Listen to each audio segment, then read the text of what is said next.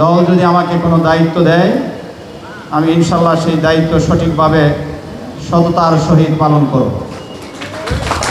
এই 51 ওয়ার্ডে যে 4টি সেক্টর রয়েছে, আপনারা যদি সিটি কর্পোরেশনের মেয়র যে বর্তমানে দায়িত্বপ্রাপ্ত মেয়র রয়েছেন, তার সাথে আপনারা বসেন, কথা বলেন, আবেদন করেন, আমাদেরকে যদি সহযোগিতা চান ইনশাল্লাহ আমরা যাব, এবং যাতে সেই গেজেট যখন হয়েছে সেই 16 সাল থেকে সে অনুসারেই আপনাদের দাবি বাস্তবায়ন হয়, আমরা সেটার চেষ্টা করব ইনশাল্লাহ।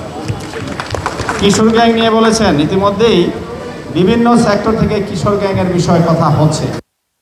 আপনারা 4টা সেক্টরবাসী যদি ঐক্যবদ্ধ থাকেন, সেনাবাহিনীর কর্মকর্তাদের সাথে বসেন, সিসি ফুটেজ নিয়ে যদি আপনারা কথা বলেন, আমি অবশ্যই মনে করি প্রশাসন ব্যবস্থা গ্রহণ করবে, এবং আমরা যা করা লাগে প্রয়োজন সেটা আমরা ইনশাল্লাহ করব।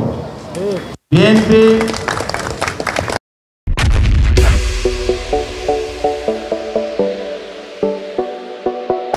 বর্তমানে আমাদের দেশ নায়ক তারেক রহমান 31 দফায় স্পষ্টভাবে বলেছেন, যারা অন্যায়কারী, যারা অন্যায় করছে, সে যদি আমার দলের হয় তাদের বিরুদ্ধে সাংগঠনিক ব্যবস্থা নেওয়া হয়েছে এবং আইনগত ব্যবস্থা নেওয়া হয়েছে। আইনের ফাঁকে ফোকর দিয়ে বেরিয়ে যাচ্ছেন, কিন্তু তারেক রহমান বলেছেন, আমাদের সিদ্ধান্ত থেকে আমরা এক চুলও সরব না। বিএনপি এখন বিরোধী, সকলে আমরা সমান, যারা আজকে জামাত করেন বা বিভিন্ন এনসিপি বলেন, বিএনপি আমরা ভালো, হ্যাঁ ইনশাল্লাহ আমরা আগে থেকে অনেক ভালো সময় আছি, কিন্তু সকলেরই দায়িত্ব রয়েছে এই কিশোর গ্যাংয়ের বিষয়, চাঁদাবাজদের বিষয়, সেক্টরে বিভিন্ন জায়গায় যে সকল ভ্যান, অবৈধ রিক্সা বিভিন্ন জায়গায় জনবহুল জায়গায় বসছে, কল্যাণ সমিতিরও এখানে ভূমিকা এবং দায়িত্ব রয়েছে। আমি একটা শৃঙ্খলার মধ্যে আপনারা নিয়ে আসেন, এবং কল্যাণ সমিতির অবশ্যই সেই রকম সাহস, মনোবল, শক্তি আপনাদের থাকতে হবে, তাহলেই কল্যাণ সমিতির দায়িত্ব আপনারা সঠিকভাবে পালন করতে পারবেন। আর যদি সেটা আপনারা না করেন, আমি মনে করি প্রত্যেক সেক্টর কল্যাণ সমিতির উদ্দেশ্যে বলবো, না পারলে আপনারা সেক্টরবাসীকে ডেকে যে এই সেক্টরে চাঁদাবাজি হচ্ছে, কিশোর গ্যাংয়ের দৌরাত্ম্য বেড়ে গেছে, যত ভ্যান বসছে, আমি পারছি না, আপনারা দায়িত্ব ছেড়ে দেন। সেক্টর যারা আরও অনেক লোক আছে তারা দায়িত্ব গ্রহণ করবে। আমরা কল্যাণ সমিতির সাথে এবং সাধারণ জনগণের পাশে ইনশাল্লাহ আমরা থাকবো। আমি এটা পরিষ্কার বলছি।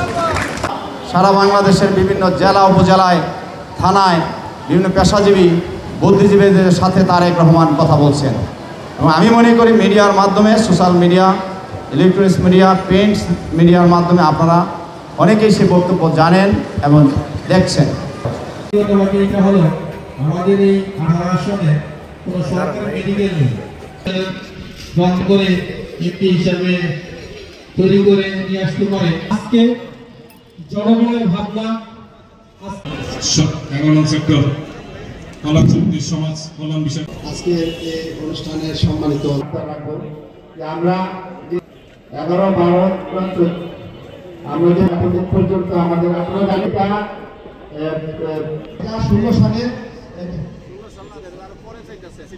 না, এরা চাইতেছে আরো পরে ইউনিয়ন পরিষদ থেকে আমরা সিটি কর্পোরেশনে গিয়েছি। এই জিনিসটা আপনারা একটা গুরুত্ব সহকারে দেখবেন। আর ওই যে বাংলাটা হাসপাতালে আমরা দেখতে হয় এবার কেয়ারে আপনারা একটা উত্তরা একটা মডেল সিটি, আমরা গুলশান বনানীর দিকে তাকালে। অসংখ্য ধন্যবাদ।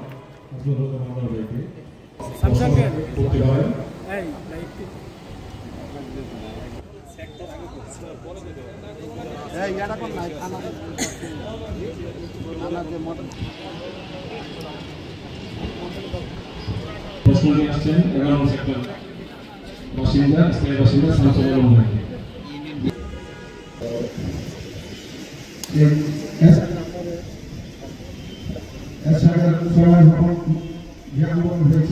অনেকেরই আমাদের সাথে অনেক